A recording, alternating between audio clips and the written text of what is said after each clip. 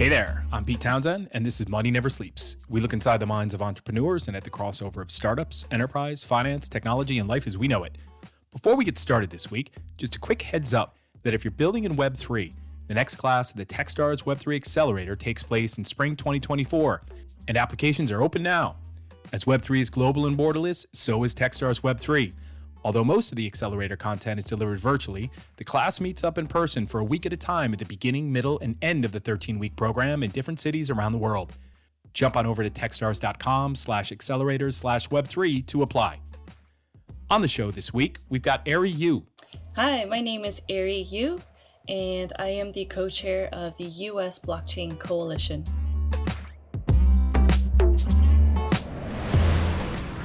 Arry Yu is a 23-plus year emerging technology industry veteran, serial founder, and strategic operator with expertise in scaling businesses from 0 to 1, with a consistent track record building high-performance teams.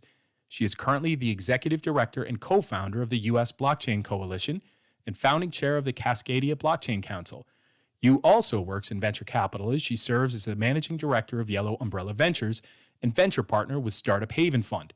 She also regularly serves as an educator, as adjunct professor and instructor for various academic institutions like the Saudi Digital Academy, Coding Dojo, Portland State University, and the University of Washington Tacoma Milgard School of Business. An innovator, public speaker, and writer, she has been widely published in national media outlets including Forbes, CNN Money, U.S. News & World Report, GeekWire, and more. Over the years, Yu has worked with both investors and developers across 4 continents to launch both SaaS and consumer products. In this episode, Arry shares her story on her path into crypto and blockchain from the roots of her early corporate career into becoming a startup founder, investor, and executive director and co-founder of the US Blockchain Coalition. Arry also sheds some light on the paradox that is the US attitude towards crypto, with the overwhelming majority of global venture capital investment in crypto companies coming from the same country whose innovators have to withstand such a toxic regulatory view towards crypto. We then round things out with Arry's view on investing in Web3 founders and their startups, and some of the ups and downs that go along with this. All right here on Money Never Sleeps. Do you know that even though we were introduced by Marian Saboni from Techstars, that I had a quick look at your LinkedIn profile and saw Mike Wise from the Boston Blockchain Association. Yeah, he gets out around a lot. He's very out there. Yeah. He does. And big shout out to Mike. And he is a mentor for my Techstars Web3 program. Good. So what Mike Wise said is that Arry's superpower is convening people around a mission. Yeah. So wonderful. But listen, just to get us started, Arry, you have such a varied and diverse background with all of the different things that you've worked on through the years. And can you navigate us through your path to today from the initial career that you built with Microsoft and Hitachi and KPMG through your startup founder experience and then on to blockchain and venture investing? And just take us through that and give us a look inside. Yeah. It's been a really good journey, and I've been the recipient and beneficiary of a lot of good people taking me under their wings throughout my career. I would say I would start on early on in my life, let's say like elementary school, middle school, high school, college. I actually thought I was going to be a musician growing up. But then I discovered there was a whole world out there that I had never been exposed to outside of my lonesome piano playing. And so it's a kind of a crazy path. I got to Microsoft because I really enjoyed bringing people together. When I moved to Seattle, I was lonesome. It was really hard to make friends. And there is this thing called the Seattle Freeze. And so I started this thing called Socially Conscious Bar Nights. And it started with, 2 people, 4 people coming monthly. And after about 5 years, I had about 400 people coming to my events. And so I learned the art of community building and rallying people and building this momentum and energy.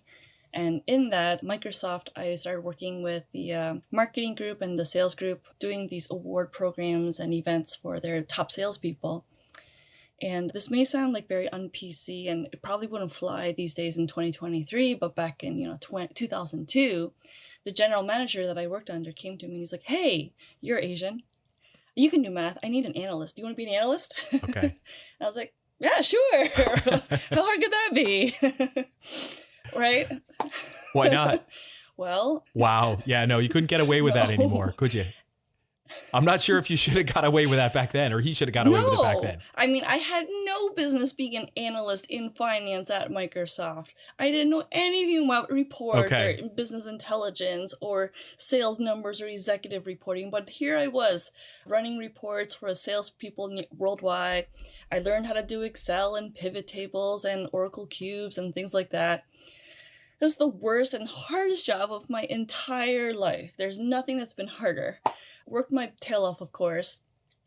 But along the way, Microsoft decided that they were going to make this all business intelligence and build data warehouses. So we weren't going to be doing this off Access and Excel anymore globally.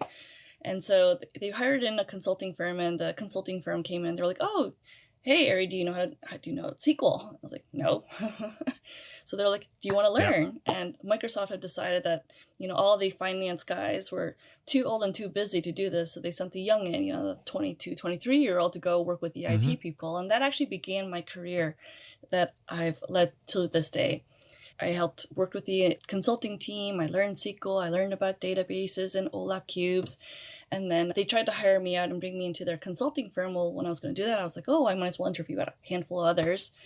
I ended up at Hitachi Consulting, and that was probably the best place I could have ever landed at, because it was post-Enron, post-Anderson Consulting, and they had all the toolkits and onboarding and training to make anybody into like an amazing consultant. I spent about a year there, and then I got recruited out to join KPMG, was the second person brought in, and worked under a partner named Mark Diamond. And he was like, "Hey, I've heard about Solstice Concierge Bar Nights and that you can bring people together. I think you can help us grow this practice." And then basically every job after that was, "Hey, I think you can help grow this practice."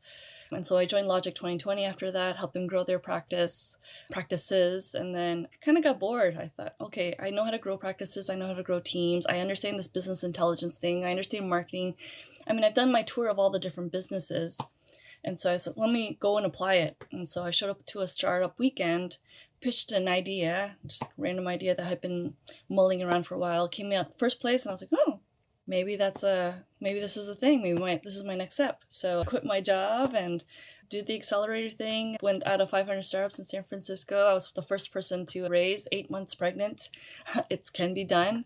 Out of San Francisco, and then raised my seed. And then around that time, my husband and I started angel investing. And so, I was going through the accelerators, and I was trying to make mental bets about, what makes a good startup or what doesn't make a good startup. And, throughout the accelerator. While you're going through the accelerator, I'd make bets. While you're going through the accelerator, you're thinking about, all right, what is it that might make other startups good investments? Right, exactly. And so, and I've been through 2 accelerators formally. And so through each one, I was thinking and making bets. And I found that I was actually pretty good, especially when I had the inside track of these founders and what they were up to. And I came away with my takeaways, which was, they better be hustling and working hard. This is not a party. This is not about your ego or going to cool parties and getting access to free booze and networking events. This is actually about like getting stuff done and going to the ends of the earth to make sure you do it, and the diligence and persistence. And so that's what I look for when I invest these days. And then, one of the investments that my husband and I did was a Bitcoin one. My husband became obsessed with Bitcoin in 2014. I said, yeah, kind of too early. Silk Road has just happened. Mt. Gox. We're a little too early. I don't think this is going to be a thing. And 2016 is when we actually started investing in crypto-related startups. He broke me down. Were you familiar with it? You personally, had you dug in back in 2014 and gone through white papers and tried to get your head around it? This is where I really kick myself, because I have a friend who brought me in like early onto Twitter and Facebook and all these different platforms as an early user, and he was all about Bitcoin back then. And I was like, nah, not too early.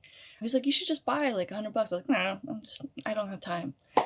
And then, then my husband got obsessed with it, and I was like, nah, too early.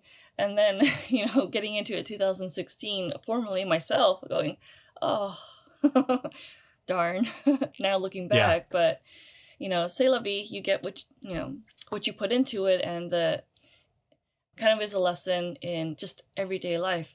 Slow down, take the 5 minutes to read the email versus like saying, I'll get back to it later and never getting back to it, that type of diligence. And then, yeah, one of the startups brought me in as their Sheryl Sandberg and COO president, and I helped them do their first seed raise. They were young 22, 23-year-olds. And then they said, hey, we want to do an ICO. And I was like, oh, that sounds really interesting. I'm totally in. And we were one of the last ICOs to crack through the US world in 2017, got the tour of the world. And I came away with, we don't really need actually more dApps and actually protocols and builders right now. We actually need a lot more people doing the translation, the advocacy, the education, the policies, the guidance, the standards. Like that is what actually needs more work today than builders right now, because it's going to be a long time before the world kind of snaps into place around this technology. Oh, yeah. Yeah. I mean, that's been one of my observations, and what we talk to everyone in the Techstars cohorts about is that, listen, this is a tiny market, and that if you just have people in crypto selling to other people in crypto, or Web3 selling to other people in Web3, that you're not going to get very far. And that we just got to bring a lot more people into this, and it changed the whole mindset. And it's not necessarily change the mindset, just educating people and opening up their eyes to what's been going on with all this. On that note, Arry, I've been looking at the US, and having been gone now for 23 years from the US, and I feel like each passing year, my understanding of the US mentality around a bunch of different things. One of the things that I'm particularly interested in is that when you and I first chatted last week, I had just finished reading Messari's State of Crypto Fundraising for Q3 of this year, for Q3 of 2023. And that the last graph in the report was quite telling, because it shows the huge overconcentration of active VC investment in crypto as originating from the US. It was 53% for Q3. And just that graph, and we'll stick it into the show notes, is just visually just jaw-dropping, obvious. It's all coming from the US, all the investment in crypto. But the market rhetoric in the US right now, especially the regulatory side, has just been so toxic towards crypto of late. And again, as an outsider, this feels like a real paradox in that it's where all the majority of the crypto investment is coming from. However, it's where the vast majority of the toxic rhetoric towards crypto is coming from. What do you think is at the source of this paradox? I think it's actually a blessing in disguise, despite what people think. There are so many things that are just not ready for true mass adoption and rollout. And so if people are afraid of it, or they're wary of it, or intimidated by it, I think if you're really not ready to roll up your sleeves and do your own research and get really into the weeds and go down all the various rat holes that are involved in being in the space, it's actually better that you stay out of it and stay safe and not be one of the victims of all the things that can go wrong in this space, because we really are early. In terms of the US, like when I talk to policymakers and people in the government relations world, they say like the US is the place where you go to innovate. And the EU is like where you go and get regulated, right? Like you look at the example of data privacy and GDPR that rolled out. And then, in the US, we had the CCPA and the CPRA. Like, okay, that makes sense. And then recently we had MiCA. All right, I can kind of buy that. We have at least 2 good data points around that. And then when you look at just overall US dominance as a world power, it really should stay that way. We should continue to at least have at least 53% or more of the crypto investing and innovation and building be in the United States. I would hope and want to keep that way, which is why I do what I do. And then if you look at other reports, like we being the United States Blockchain Coalition, we just produced the State of Web3 report. You look at that, you look at the government federal funding over time since 2007 till today. It's literally increased year over year. Government is investing more and more despite what the government is saying. You look at the enterprises, they've been generally quiet, and I've been knocking on doors left and right, trying to get them to share their use cases or their theories or hypotheses. They've been quiet, but they've been investing more and more enterprises have been onboarded. And of course, people are still building. We have lots of builders that are continually believe in this through thick and thin, through the longest crypto winter of history.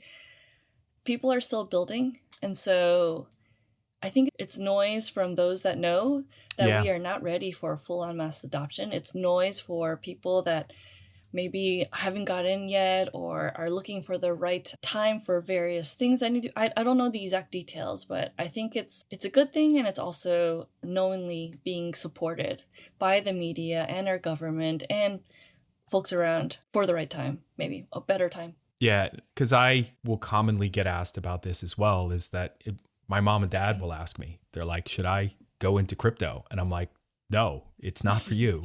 Don't, right? But then also just folks that say, hey, what's going on out there? What is this all about? We hear all these stories. I'm like, all right, let's break it down. So when you paint that picture for people who are not informed about what's going on in crypto, they're like, oh, okay. And then you move on, right? And it's like you take these stories of these toxic stories away from all of it, right? You mentioned the United States Blockchain Coalition. Can you talk a bit about the mission there, Arry? Yeah, totally. The US Blockchain Coalition, we're basically a collection of states across the United States. And there's a quote by Justice Brandeis that kind of inspires and leads us all. It's kind of our like North Star, which is the states are the best laboratories for democracy. Instead of fighting the fight in DC and all the pomp and circumstance around that, states are much more agile and much more quick and can move at a pace that the federal government, as by design, with its high friction processes and all that, can move. And if you look at, the current state of affairs of the U.S. regulatory regime, people are like, oh, there's no regulatory clarity. Yeah, maybe. One could argue either way, and I've heard it argued both ways. And then the Gensler regime, which is regulation by enforcement, which is the whack-a-mole. Like, it's really hard to figure out, and you have to go through like 80 different dissertation, like 100-page papers to figure out what does the regulatory landscape look like, reading between the tea leaves. Hence, all the lawyers are getting paid an arm and a leg to do that for all the startups, which for me makes me mad, because you raise a bunch of money as a startup to go and build something, and you spend $500 million on it on lawyers. That's terrible, right? That's terrible for innovation. But the U.S. Blockchain Coalition, we're all around sharing, collaborating, coordinating. I'd say pre-2021, it was like Wyoming, Texas, a little bit of that, a little New York. It was very patchwork. We weren't really talking to each other. May of 2021, I called Lee Bratcher out of Texas, and I said, hey, do we realize we're making this into a partisan thing? Technology should not be partisan. It shouldn't even be bipartisan. It should be nonpartisan. So we need to be really careful, and we should trade notes. And then, are we in competition with each other? And we thought, we really shouldn't be in competition with each other. What's going on here? And so about a month later, we had about 30 states on a call. And we're all sharing notes. Hey, we're working on this legislation. Wow. Hey, I'm having trouble over here in Hawaii. And we started helping each other. And that's how the Blockchain Coalition was formed. And what I look at when I look at across the U.S. is a collection of really good people. It doesn't matter if there's super diehard, Trump-loving, red state or, representative, or a super Biden-loving blue state. We actually have quite a lot that brings us together, and it's the idea that we want to keep innovation here in the United States. We want this to be a great place to build businesses and grow your families and invest and hire people. And really, at the end of the day, that is what should bring us all together. That should be our North Star as a country. Let's build a great place to live. Let's have great jobs for our family and friends so that we can all have a great life. Literally, that's it, right? And you may come at it from my blue perspective or a red perspective or a purple perspective, but we're all in this together. And then the US Blockchain Coalition, we just share resources, we coordinate policies, we sort of act like the NBA. I don't dictate, I just share resources and help coordinate across the US. Okay. And looking at some of the things that you do when you're spreading the good word, Arry, in that there's a lot of folks that kind of need to come over to the other side. Do you find yourself talking more to the converted or talking to those where you do need to open some minds a bit? I used to speak a lot to the critic or the skeptic, or what you would call maybe the normie even. Yep. But these days, it's talking to more of the enthusiasts or the natives. And it really is around being one community. Hey, Bitcoiner, let's not hate the NFT people. And NFT people, hey, let's not, hate the crypto people. And hey, blockchain people, protocol people, let's not hate the crypto people. Like, we're all on the same team. We're the same family. And so that's a big message that, hasn't really been bought in yet. And so until we act like one team, it's going to be really hard to get results as one team for the industry, right? There's no industry. We're pockets of silos right now. You must have seen some shards of light or slivers of light on how to unite people in blockchain and crypto. I think... Right? Is there something that you think we can pull on here? I think the devil's in the details. And so when I speak to most people, even the native and AKA the OGs, I think we've gotten so used to just talking in general, conceptual, mental space. We need to get more down to like the logical space and the physical layer of what we're actually talking about, like the devil's in the details again. So people are like, oh, the blockchain space, the Web3 space, blah, blah, blah, like very wide conceptual gesture. But what we should really be talking about is, I say like blockchain is really powerful, not because of, the Bitcoin or the crypto or like the protocol. It's all of these things together, right? Blockchain is powerful because there's a whole economic institution that's embedded into the protocols. We are like creating institutions, new institutions in protocols with zeros and ones at the end of the day. And so that's why this is scary, because this goes beyond jurisdictions and countries and cities and counties and even regions. This is like a whole new digital landscape that we are building in the digital space. And because of that, you have to embrace the idea of crypto, and you have to embrace the protocols, and you have to embrace the different use cases. And then there are even more nuances, right? Like blockchain at the end of the day, in the ideal definition, is a public, permissionless, global, immutable, decentralized experience, right? And the only use case that we see today that is truly public, permissionless, global, decentralized, immutable is the Bitcoin use case. And so I say, like, that's the devil's in the details. Everything else does not have all of these ideal features of blockchain. Not everything. I say 99% of things out there do not have global, immutable, public, permissionless, decentralized. Everything else is like offshoots of that. So when we are able to, as an industry and as natives and as OGs, talk to it at that specificity, we'll be able to earn trust again and become one space. And then there are like lots of different use cases. Yes, but they're using more like permissioned blockchains, aka distributed ledger technology. And I talk to technologists and I say, let's not make that a dirty word. Let's embrace it. DLT is cool. It's great. There's lots of great use cases. 99% of all the use cases that we're talking about, DLT. Great, right? And then most of the crypto out there, they don't have the properties of Bitcoin. They are not public, permissionless, immutable, global, decentralized. Great. Now let's be very careful of why we need this use case to create money out of thin air. Because that's what we're doing when we tokenize. You're creating money out of thin air. Do you really need to create money out of thin air? Or can that money out of thin air be covered in some of these other like experiences that are already out there, like stable coins or Bitcoin, or I don't know. Do you really need your own crypto? And then like the NFTs, okay, I think, we're scratching the surface, but until like the rest of the infrastructure is out there, we're not really going to see the breakthrough use cases around these different ideas that exist today. I know. And I'm, as an investor, I just try to step back and look at these as, well, where am I going to invest? What do I want to invest in? I want to invest in fantastic founders, right? And that right now, there's little else for me to do and little other way for me to look at this space. And ripped away all the buzzwords around, they're not even buzzwords. They're just words that are part of this industry. DeFi, crypto, NFTs, metaverse, whatever you want to say. All of these are just referring to different pieces and different components of it. And let's just bring it back to decentralized. Let's bring it back to tokenized economies. I'm even looking at stuff that people would say, what the hell is that doing in Web3, Pete? I'm like, well, it's leading us towards decentralization, which is a much bigger concept than just what's going on right now in crypto, right? But like you said, this is a bird's nest. This is something that is going to take us quite a few years to sort out. And in the meantime, let's just invest in great founders. On the other side of this, Arry, are those that were trying to open their minds a bit. And Chris Dixon, and I feel like I'm quoting him way too much these days from A16Z Crypto. This was on a podcast he did with Tim Ferriss and Balaji Srinivasan, I think. Either Balaji or it was Naval Ravikant. And he said, my whole time in crypto, I've never met anyone who is both informed and skeptical.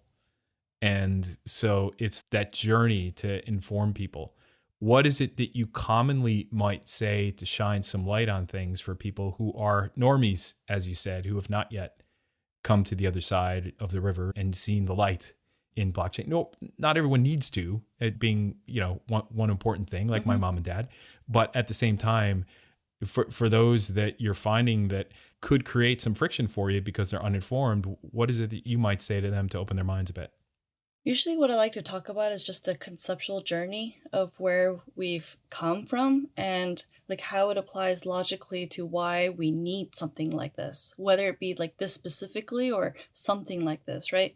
I talk about the analog world, the 90s where we had filing cabinets. We used to like put letters to each other in envelopes and snail mail stuff to each other.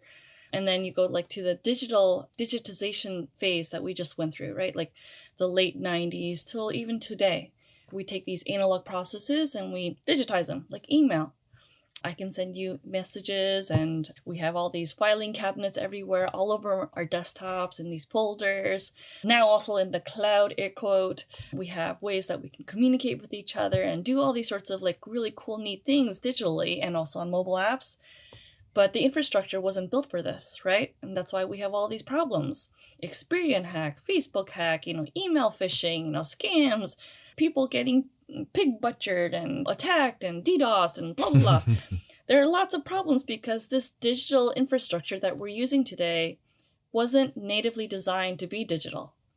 And that's why we need something that was natively designed to be digital, to be the underlying infrastructure for our digital world that we live in today. Mobile devices, cloud, computers, whatever that may look like. We need something that'll help me say, like when I send Pete Townsend an email, do you have the original or do I have the original? Right? And how do you know? How do you know? How do you know that I sent it? How do you know it wasn't like somebody that hacked into my computer that sent you an email, right? Like there's all these issues that come in, or like you go into a bank website. How do you know that this is the actual bank website? There's all of these experiences that we have digitally today that it's not working. And we know it over and over again. It's definitely not working. So that's why it's getting worse. It's definitely getting worse. And scarier. And now it's like at a global scale. Like it's digital warfare country to country right now. So like how do we do this better? Well, we need to take 5 steps back and rebuild this infrastructure, and then we can leap forward 10, 20 steps into the future. But it'll involve us all coming together, coordinating, deciding on the language, the definitions, the policies, the guidance, the interoperability between counties, cities, organizations, all of it. And then how do we as people want this experience to be? Now we have this opportunity to rebuild and rename the rules of the game digitally. We can get involved and recreate a better world for our generations and our children and our grandchildren. We should get involved, and we're not getting involved on that front.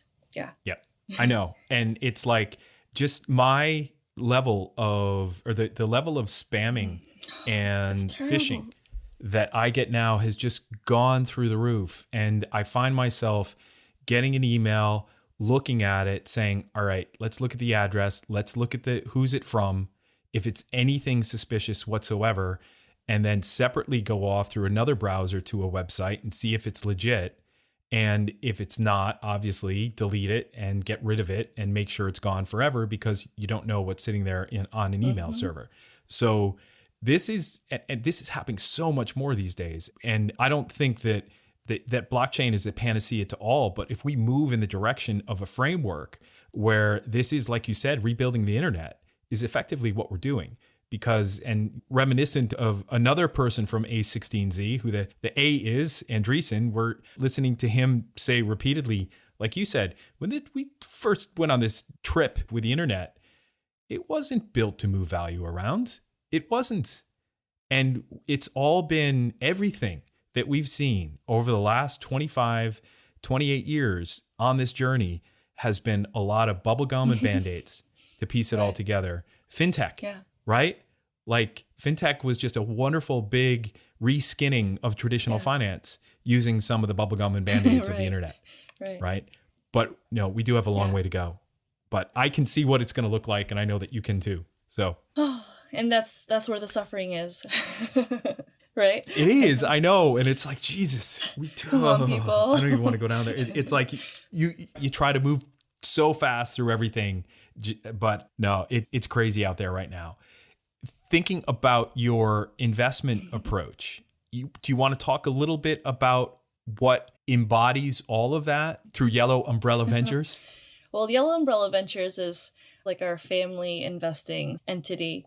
When we look at investments, we think about like, does this have a market? All the things that a typical startup investor should be thinking about. Do they have traction? Is this a business? Is it a good product? Can they actually build something? But we also look at, is this really going to change the world for the world that I see in the future?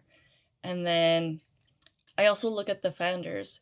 Do they have the persistence? Are they in this for ego, even though they say they are not? What is their ultimate outcome? Someone showed up with $10 million. Would they quit tomorrow? And if they wouldn't, maybe I might believe in them.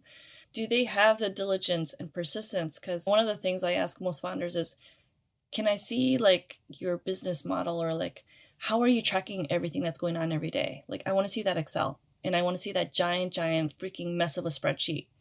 And if they don't have one of those, I go, no, this is not going to work out. But I'm happy to help you set that spreadsheet up so that you can start tracking and being diligent, because that's the only way you're going to be able to figure out what's working and not working, and among all the goddamn levers that are out there, right?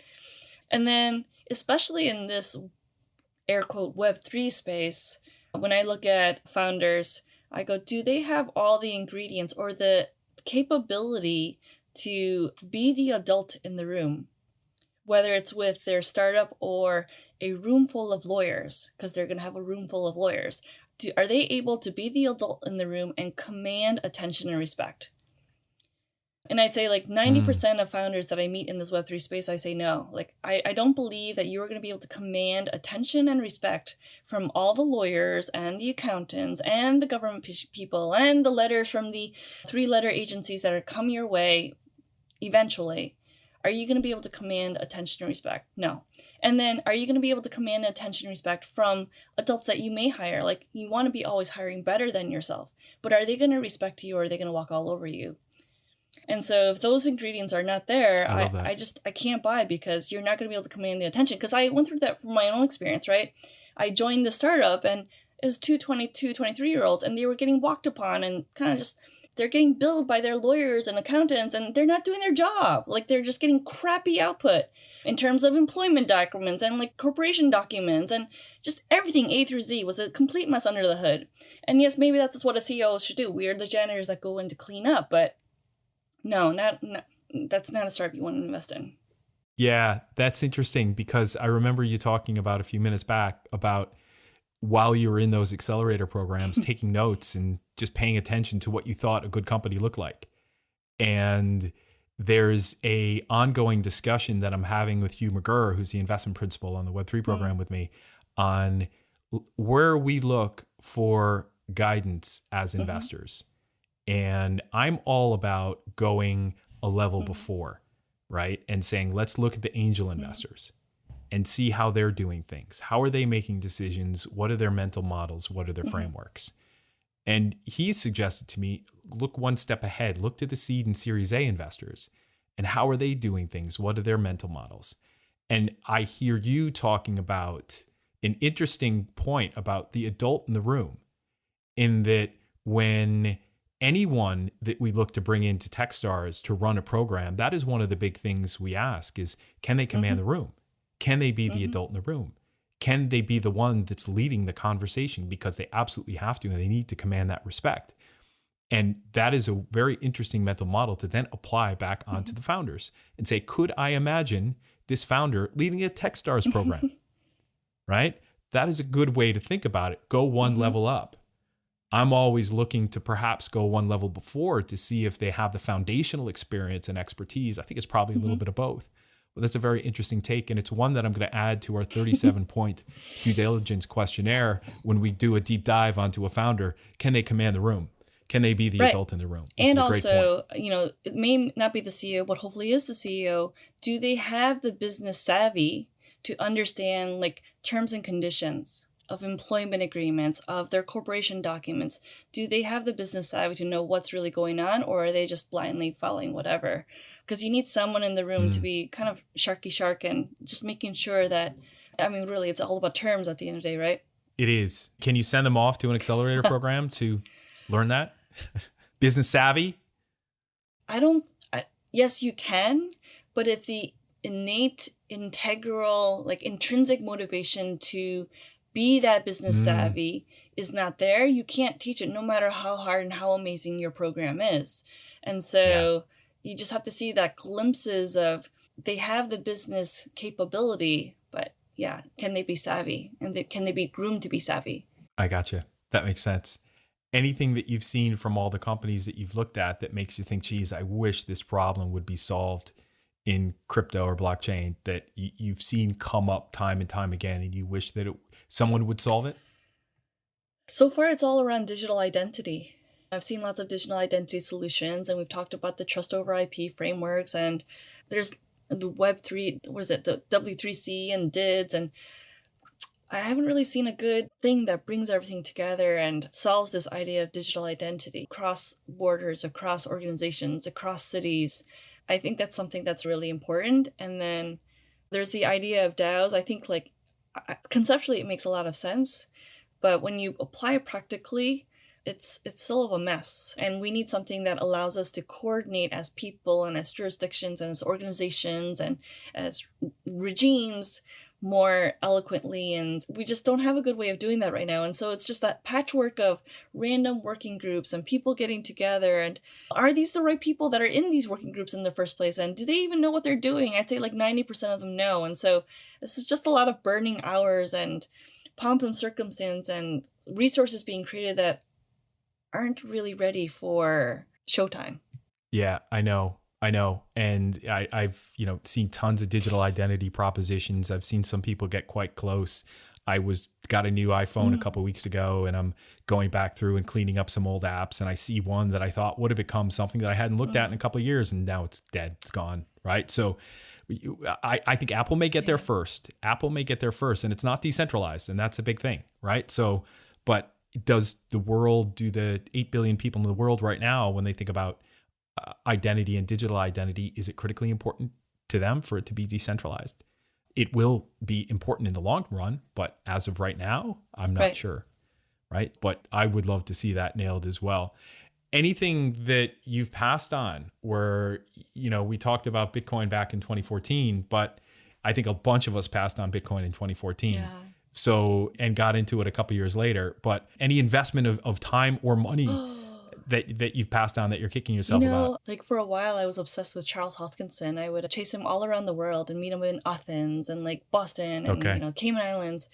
And all that time, I never bought a single thing never bought his tokens. I never bought anything that he touched as early as I was following him. And so, I kicked myself around that. Or, I had folks in my group that were buying Ethereum at $10, and they were taking out full-on, credit card loans to buy Ethereum. And I was like, they're crazy. But I didn't even stop to buy $100 of, 10 Ethereum at $10. I kind of kicked myself at that. In 500 Startups, there's a company called Aircall. They've done swimmingly well. And my husband and I were like, yeah, that's definitely one I want to put money in. And as the guy, I was like, yeah, I've been watching them every weekend. There's only 2 or 3 teams every weekend, Saturday, Sunday, that are in the accelerator working day in, day out. They're one of them. I would put money on them. Wow. And also kicking ourselves for not having gone through that, because in hindsight, I was like, yeah, we were spot on right there. Okay. And any that where you thought, well, listen, this one may not work out, but I really believe in the founders.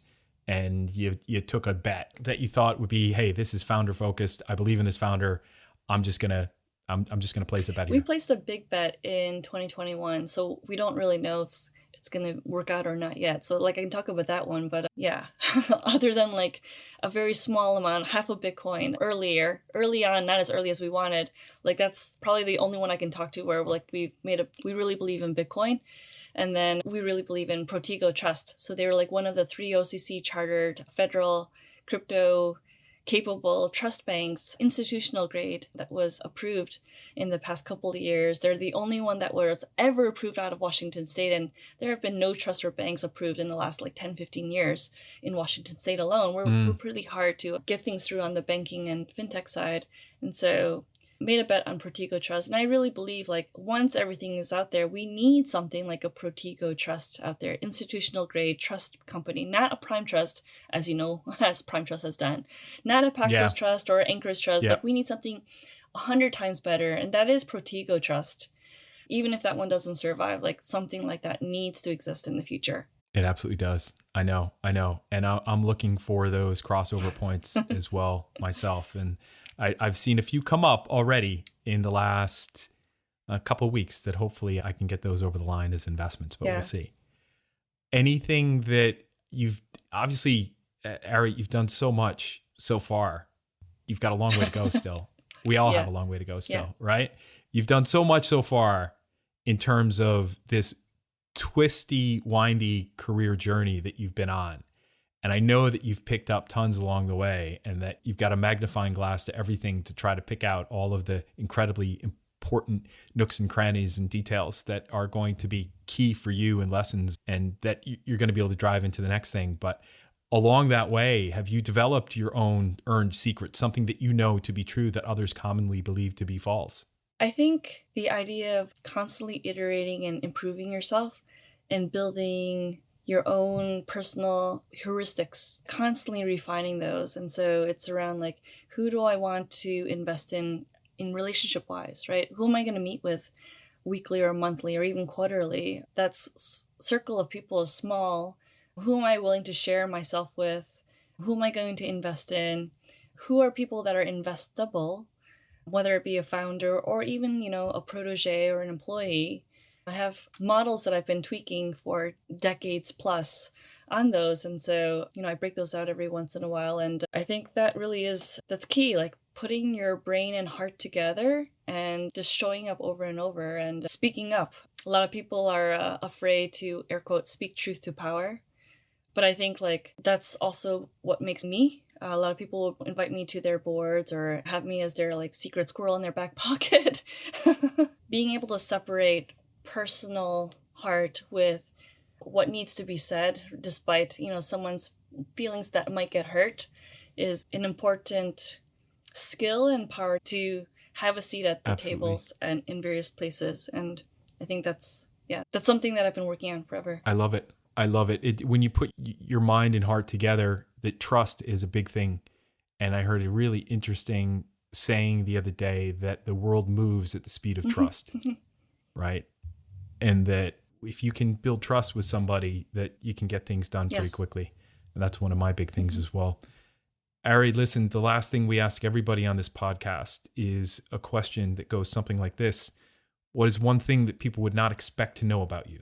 I'd say my first language is music. Before I spoke, I understood the language of music because you can read it, speak it, feel it. So sometime in the next 10 years, I would like to return back to my original language of music and do that day in, day out, be in a completely non-digital existence. Yeah. So that's what instrument? Piano. Piano. We just got our piano in the last month because my 8-year-old started playing it. And it is, the only thing is, it is not non-digital. It is an electric piano. So it's the size, the width, and keyboard of a regular piano, but it is digital. They make them better and better these days.